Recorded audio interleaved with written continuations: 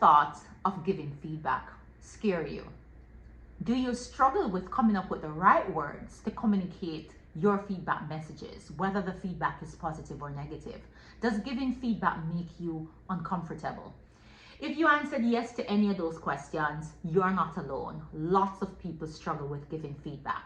And in this video, I'm going to talk to you about some of the common mistakes people make in giving feedback.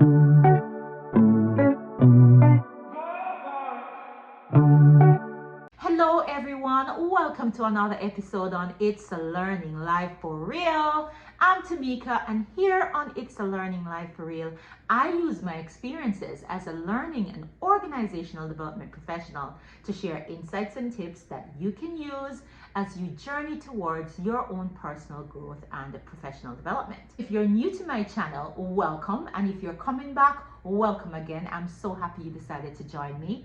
If you've not yet hit the like button and subscribe so you never miss a video whenever I upload one. So let's get started. So what comes to mind for you when you hear the word feedback? Do you think something positive? Do you think something negative? The word feedback comes with a lot of baggage. And when I talk about baggage, I'm talking about the emotions and feelings that people have towards feedback. Some people don't mind it, they're happy to receive it and they're happy to give it. Some people, when they hear the word feedback, they panic, they have PTSD in terms of horrible experiences that they may have had on the job and or in their personal relationship.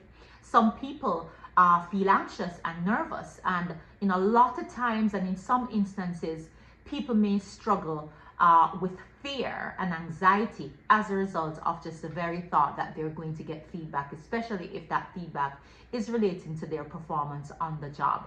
And one of the things I must point out about feedback is that whereas feedback comes with a lot of baggage and people tend to think in some instances of feedback as being corrective or negative, that's not the full picture of feedback.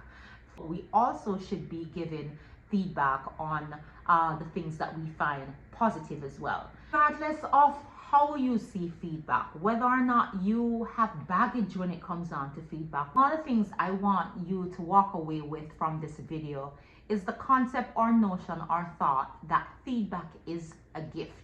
Why do I say feedback is a gift? Feedback provides you with an opportunity to learn about your strengths and weaknesses. Check my video out. It provides you with opportunities to get information about how it is that you can change and or improve your performance in your on the job or probably in an area in your personal life. It builds your confidence by bringing to your attention perhaps the things that you do particularly well so you can reinforce those behaviors. And it also gives you an opportunity to continue to learn and grow and seek to become a better or the best version of yourself. So because feedback has all those different benefits, perhaps we ought to shift the way we think about feedback from being something that is negative and something that you're uncomfortable with, or to just thinking that feedback is a gift. Having established that feedback is a gift, let us talk about the different types of feedback. And I'm sure that you may have heard of different types of feedback. You probably are familiar with positive feedback, negative feedback, constructive feedback, developmental feedback, and all of these different types or names attached to feedback is really just a reflection of the labels that people attach to feedback. If you hear something good, if the feedback you get is about something good that you've done, it's considered positive feedback. And if it is that the feedback you get is perhaps something that you didn't want to hear, then we put the label negative feedback on it. Constructive feedback is the one that is used when you are perhaps getting information on a particular area of your performance that probably needs to change, and people will tell you that that is constructive feedback because it's supposed to help you identify things that you need to change and or to improve so that you can become more effective. And then of course you'll also hear people use the term developmental feedback because this one is perhaps focused on helping you to identify areas where you have gaps or opportunities for growth. And the whole aim of getting this feedback is to help you to identify what can you do to make sure that you are growing and improving and becoming a better version of yourself.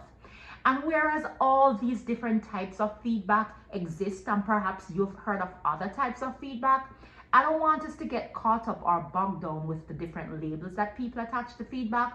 What I want you to do is to think about feedback just as information. So let's forget the labels of positive and negative and constructive or developmental or critical. Let's take the labels off and just look at feedback as what it is. And essentially, feedback is information. Feedback presents you with information about opportunities you have to grow, opportunities that you have to change, opportunities you have to continue to do some things that you're pretty great at, and or it gives you an opportunity to share information with others on things that they may not be aware of, that they ought to be aware of. So I'm hoping that by virtue of shifting your thought from thinking of feedback as positive or negative and just viewing feedback as information, it helps to reset your perspective on the fact that you're really just offering information that is valuable, information that is useful, information that can be beneficial to the person to whom you are delivering it, however difficult it might be, whatever your message is. All right? So let's talk then about some of the common mistakes that people make in giving feedback. So a part of why people might have horror stories when it comes on to giving feedback, or may have baggage when it comes on to feedback or PTSD, whichever one that you have, a part of the reason that you may be faced with any of those scenarios is that you may have had less than pleasant experiences with feedback. This is because people made mistakes. There are some common mistakes that people make, and I'm just going to highlight from the research what some of those top mistakes are that people make in giving feedback that we will want to avoid. And the first mistake that a lot of people make when they're giving feedback is they make the feedback too vague. And this is in the instance where you're probably receiving feedback from a supervisor, from a colleague, from a friend, and or a loved one. And rather than getting specifically to the matter at hand, they tell you that, boy, you know, what you did wasn't good and you really shouldn't do it again. And by virtue of being vague, you're not clear on what specifically the behavior was, so you're not so sure what it is that you need to change. And the same can be true for something positive. Have you ever completed a project at work and at the end of the project somebody said to you, "Great job"? Come to think of it, what exactly did they find or think was great? Great job, saying great job to somebody is very vague because it doesn't tell them what it is they did that was great and or that they should continue to do. So we want to avoid giving feedback that is vague because it really doesn't help the person to understand what behavior to stop and or what behavior to continue. So another mistake that people make in give feedback is that the feedback judges the individual and not the actions. And feedback that judges the individual and not the actions, it's when you look at what people do and you make assumptions about them on the basis of their actions without necessarily and not focus on what the behavior is. So for instance, somebody turning up to work 3 days late per week does not make them somebody who is a slacker or somebody who is not punctual. Another mistake that some people make in giving feedback is they sandwich negative feedback within two positive messages. So I know a lot of us learned about the sandwich approach as a technique or best strategy for giving feedback. And what recent research is telling us is that people actually do not like sandwiches for feedback. Sandwiches are for picnic, not for feedback. So you really want to avoid the approach where you're saying something positive, then something negative in the middle, and then you're finishing up with something positive at the end. Because at the end of the day, people know what you're doing. They're not paying attention to the niceties that you'd have said at the top or the bottom. What they really are concerned and are listening to is the main message, the negative message that you perhaps put in the middle of the sandwich. So when you're giving feedback, you want to be as direct as possible in communicating what the message is without trying the sandwich approach. So let's forget sandwiches, leave them for picnics, not for feedback. So another mistake that people make in giving feedback is when the feedback is exaggerated by generalities. And this is where you're having the conversation and you're giving feedback on something that you've observed, and you use the words like always and never. And if you start a conversation where you're giving somebody feedback and you tell them that they never do this and they always do that, they're immediately going to get triggered and defensive, because the first thing they're going to tell you is that I don't always do this and I don't always do that, and it can hijack the conversation very quickly. So you want to avoid using generalities or exaggerating what the issue or problem might be when you're giving feedback. Another mistake that people make in giving feedback is that they use inappropriate humor. You want to avoid humor altogether when you're giving feedback, because you're never ever sure how sensitive the matter is, or how it is that having this conversation or giving this person feedback might make them feel. So your attempt to lighten the mood may actually make it worse, because you could probably say something that is potentially offensive to the person who you're giving feedback, or they may believe that you're actually making fun of them in the process of you trying to lighten the mood. So you want to avoid inappropriate humor any at all when it is that you have to give feedback. Another mistake with giving feedback is that feedback goes on too long.